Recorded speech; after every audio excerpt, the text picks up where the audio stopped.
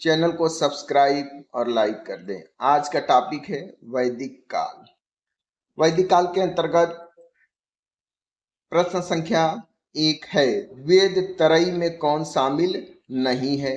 Option A Rigveda, B Yajurveda, C Samaveda, D Atharvaveda. सही option है D Atharvaveda. Atharvaveda वेद त्रयी में शामिल नहीं है। वेद त्रयी में ऋग्वेद, यजुर्वेद और सामवेद शामिल है। इन तीनों वेदों को वेद त्रयी कहते हैं। अथर्ववेद को इसलिए शामिल नहीं किया गया क्योंकि ये लौकिक जीवन के बारे में उल्लेख करता है, जैसे जादू, टोना, वशीकरण आदि के बारे में अथर्ववेद बताता है। चलते हैं अगले प्रश्न की ओर। प्रश्न संख्या 2, ऋग्वेद का सबसे प्रमुख देवता है? ऑप्शन ए अग्नि, बी ब्रह्मा, सी वरुण, डी इंद्र। सही ऑप्शन है डी इंद्र। इंद्र ऋग्वेद का सबसे प्रमुख देवता है। ऋग्वेद में इंद्र का 250 बार उल्लेख हुआ है। चलते हैं अगले प्रश्न की ओर। प्रश्न संख्या 3, ऋग्वेद में कुल कितने मंडल हैं? Option A 8, B 9, C 11, D 10। सही ऑप्शन है डी 10। ऋग्वेद में कुल मंडलों की संख्या 10 है। चलते हैं अगले प्रश्न की ओर। प्रश्न संख्या 4, ऋग्वेद में संपत्ति का मुख्य आधार था? ऑप्शन ए स्वर्ण, बी भूमि, सी गोधन, डी मकान। सही ऑप्शन है सी गोधन। गोधन यानी गाय। ऋग्वेद में संपत्ति का मुख्य आधार गाय को बताया गया है। चलते हैं अगले प्रश्न की ओर। वैदिक काल में द्विज में शामिल थे? ऑप्शन ए ब्राह्मण, बी क्षत्रिय, सी वैश्य, डी उपर्युक्त सभी। सही ऑप्शन है डी उपर्युक्त सभी। द्विज में ब्राह्मण, क्षत्रिय, वैश्य ये तीनों शामिल थे। शूद्र को इससे बाहर रखा गया था। चलते हैं अगले प्रश्न की ओर। प्रश्न संख्या 6, महाभाष्य की रचना किसने की? Option A Panini, B Shudraka, C Charaka, D इनमें से कोई नहीं। सही ऑप्शन है ए पाणिनि। चलते हैं अगले प्रश्न की ओर। वेद शब्द का अर्थ है? ऑप्शन ए धर्म संहिता, बी आचार संहिता, सी ज्ञान, डी इनमें से कोई नहीं। सही ऑप्शन है सी ज्ञान। वेद का अर्थ ज्ञान होता है। चलते हैं अगले प्रश्न की ओर। पुराणों की संख्या कितनी थी? Option A 12, B 24, C 108, D 18। सही ऑप्शन है डी 18। पुराणों की कुल संख्या 18 है। चलते हैं अगले प्रश्न की ओर। ऋग्वेद में कुल सूक्तों की संख्या कितनी है? Option A 1008, option B 1018, option C 1038, option D 1028। सही ऑप्शन है डी 1028। ऋग्वेद में कुल 1028 सूक्त हैं। चलते हैं अगले प्रश्न की ओर। ऋग्वैदिक आर्य किसकी उपासना करते थे? उपासना यानी पूजा। ऑप्शन ए शिव पूजा, बी मूर्ति पूजा, सी प्रकृति पूजा, डी नाग पूजा। सही ऑप्शन है सी प्रकृति पूजा। ऋग्वैदिक आर्य प्रकृति पूजा करते थे, जैसे वृक्ष की पूजा, सूर्य पूजा आदि। चलते हैं अगले प्रश्न की ओर। अनुलोम एवं प्रतिलोम किसके प्रकार हैं? ऑप्शन ए जन्म के, बी विवाह के, सी यौवन के, डी मृत्यु के। सही ऑप्शन है बी विवाह के। अनुलोम विवाह में लड़का उच्च कुल का और लड़की निम्न कुल की होती है। वही जब लड़की उच्च कुल की और लड़का निम्न कुल का होता है तो ऐसे विवाह को प्रतिलोम विवाह कहते हैं। चलते हैं अगले प्रश्न की ओर। अगला प्रश्न है वेदांग की कुल संख्या कितनी है? Option A 3, B 4, C 6, D 8। सही ऑप्शन है सी 6। वेदांग और वेद दोनों अलग अलग हैं। वेदों की संख्या 4 है तो वहीं वेदांगों की संख्या 6 है। वेदांग की रचना वेदों को समझने के लिए किया गया था। यानी वेदांग की कुल संख्या कितनी है? 6। चलते हैं अगले प्रश्न की ओर। प्रश्न संख्या 13। बुक्ज कोई अभिलेख में किस देवता का नाम उल्लेख नहीं है? Option a Indra, b Mitra, c Varuna, d Nasatya, e अग्नि।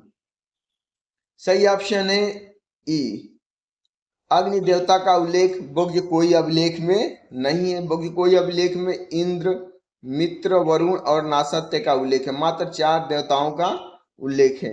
बुक्ज कोई अभिलेख वर्तमान के तुर्की में स्थित है, तुर्की राष्ट्र में। चलते हैं अगले प्रश्न की ओर।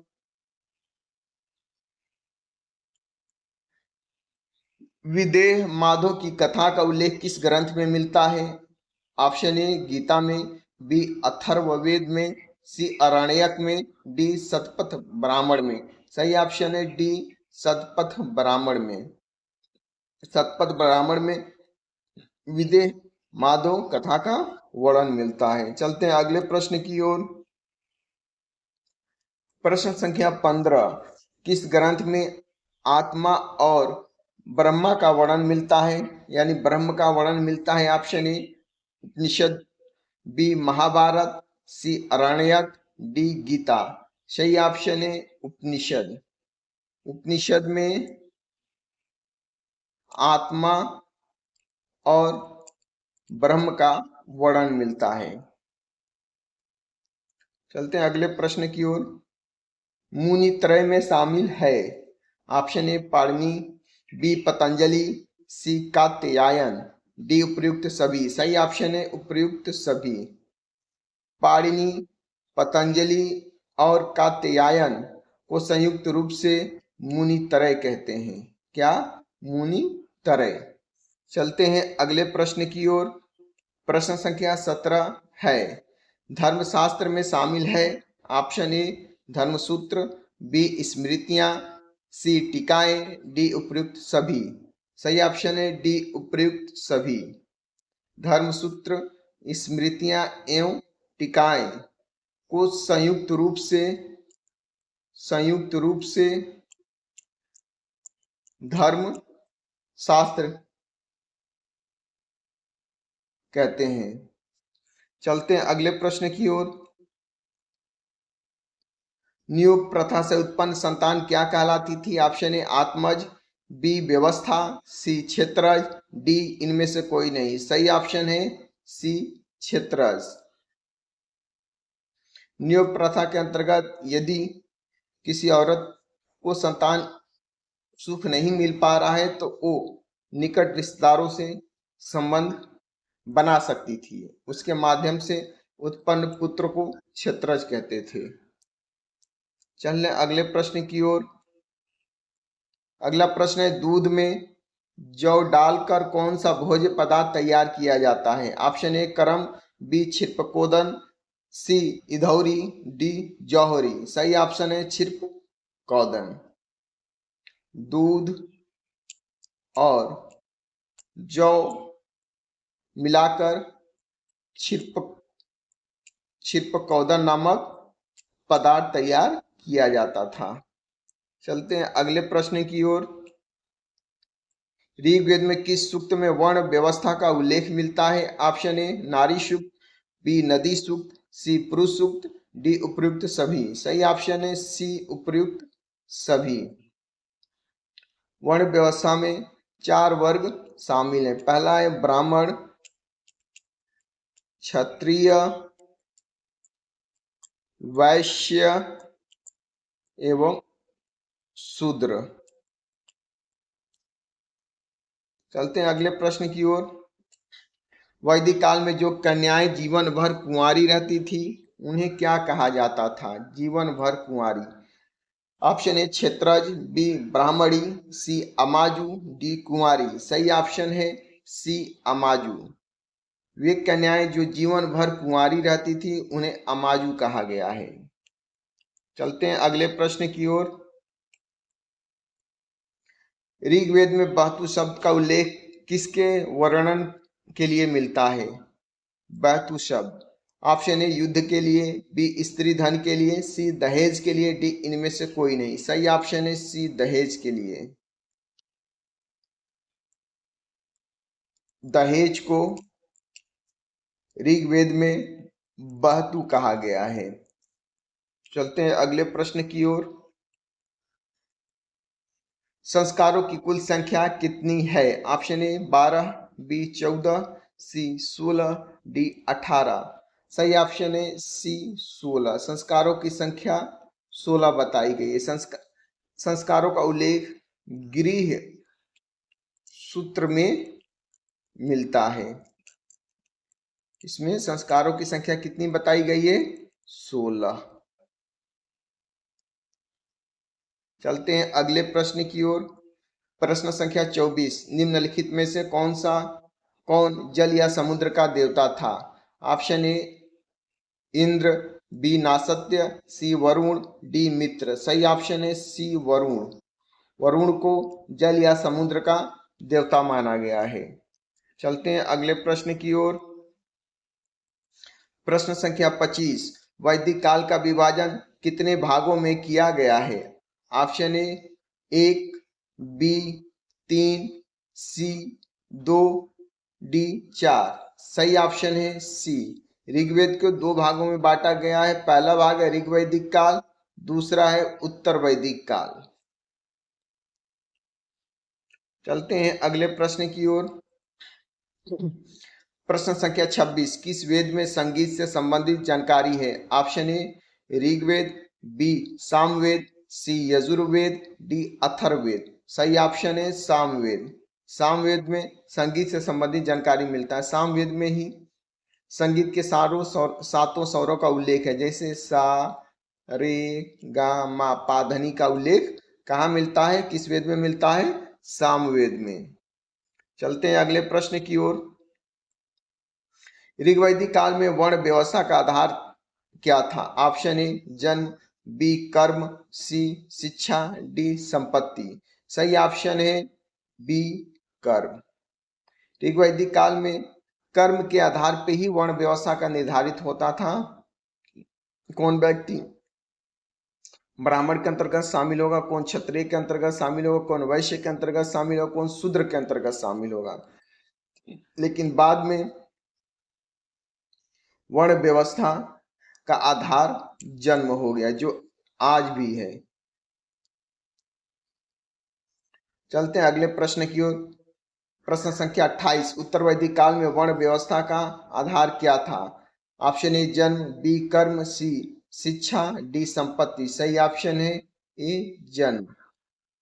ऋग्वैदिक काल में वर्ण व्यवस्था का आधार कर्म था, यानी व्यवसाय। वहीं बाद में उत्तर वैदिक काल में वर्ण व्यवस्था का आधार जन्म हो गया। अब जन्म के आधार पर निर्धारित होने लगा कोई व्यक्ति किस वर्ण व्यवस्था के अंतर्गत आएगा। चलते हैं अगले प्रश्न की ओर। प्रश्न संख्या 31, यज्ञ संबंधित विधि विधानों का वर्णन किसमें है? ऑप्शन ए ऋग्वेद, बी सामवेद, सी यजुर्वेद, डी आरण्यक। सही ऑप्शन है यजुर्वेद। यजुर्वेद में ही यज्ञों से संबंधित जानकारियां मिलती हैं। चलते हैं अगले प्रश्न की ओर। सभा और समिति प्रजापति की दो पुत्रियां थी का उल्लेख किस वेद में है? ऑप्शन ए ऋग्वेद में, बी यजुर्वेद में, सी सामवेद में, डी अथर्ववेद में। सही ऑप्शन है डी अथर्ववेद में। अथर्ववेद में सभा और समिति को प्रजापति की दो पुत्रियां कहा गया है। चलते हैं अगले प्रश्न की ओर। ऋग वैदिक काल की प्राचीनतम संस्था कौन सी थी? ऑप्शन ए सभा, बी समिति, सी विधत, डी परिषद। ऋग वैदिक काल की सबसे पुराना संस्था विधत थी। विधत। चलते हैं अगले प्रश्न की ओर। व्रीहि शब्द किसके लिए प्रयुक्त हुआ है? ऑप्शन ए चावल, बी गेहूं, सी जौ, डी कपास। सही ऑप्शन है ए चावल। चावल को व्रीहि भी कहा जाता है, व्रीहि। चलते हैं अगले प्रश्न की ओर। निम्न में से कौन सी स्मृति प्राचीनतम है? Option a Manusmriti, b Yajnavalkya Smriti, c Narada Smriti, d Parashara Smriti. सही ऑप्शन है ए मनुस्मृति। मनुस्मृति सभी स्मृतियों में प्राचीन है, यानी सबसे पुराना स्मृति है मनुस्मृति। चलते हैं अगले प्रश्न की ओर। निम्न में से कौन सी पुराण प्राचीनतम है? Option A Matsya Purana, B Bhagavata Purana, C Vishnu Purana, D Vayu Purana. सबसे प्राचीन पुराण मत्स्य पुराण है, यानी ऑप्शन ए सही है। कुल पुराणों की संख्या 18 है। चलते हैं अगले प्रश्न की ओर। किस वेद की रचना गद्य और पद्य दोनों में की गई है? ऑप्शन ए Rigveda, B Samaveda, C Atharvaveda, D Yajurveda. सही ऑप्शन है डी यजुर्वेद। यजुर्वेद की रचना गद्य और पद्य दोनों में की गई है। चलते हैं अगले प्रश्न की ओर। भारत में प्रथम विधि निर्माता कौन माने जाते हैं? Option A Gautam Buddha, B Ved Vyas, C Manu, D Chanakya. सही ऑप्शन है सी मनु को भारत का प्रथम विधि निर्माता माना जाता है। चलते हैं अगले प्रश्न की ओर। वेदांग की संख्या कितनी है? Option A 4, B 6, C 8, D 10। सही ऑप्शन है बी 6। वेद और वेदांग अलग अलग हैं। वेदों को समझने के लिए वेदांग की रचना की गई। वेदांग की संख्या कितनी है? 6। चलते हैं अगले प्रश्न की ओर। गायत्री मंत्र किस देवता को समर्पित है? ऑप्शन ए इंद्र, बी अग्नि, सी वरुण, डी सूर्य। सही ऑप्शन है डी सूर्य। गायत्री मंत्र किस देवता का समर्पित है? सूर्य देवता को। गायत्री मंत्र का उल्लेख ऋग्वेद के 3 मंडल में वर्णित है। चलते हैं अगले प्रश्न की ओर। अगला प्रश्न है, वैदिक काल में अघन्या वध्य न करने योग्य शब्द किसके लिए प्रयोग किया गया था? ऑप्शन है स्त्री, बी ब्राह्मण, सी गाय, डी राजा। सही ऑप्शन है सी गाय के लिए अघन्या शब्द का प्रयोग किया गया, यानी इसका वध नहीं किया जा सकता, पूजनीय थी। चलते हैं अगले प्रश्न की ओर। न्याय दर्शन का संस्थापक कौन थे? Option A Kapil, B Kanad, C Gautam, D Jaimini. सही ऑप्शन है ए कपिल। चलते हैं अगले प्रश्न की ओर। उपनिषद पुस्तकें किस पर आधारित थी? ऑप्शन ए धर्म पर, बी योग पर, सी विधि पर, डी दर्शन पर। सही ऑप्शन है डी दर्शन पर।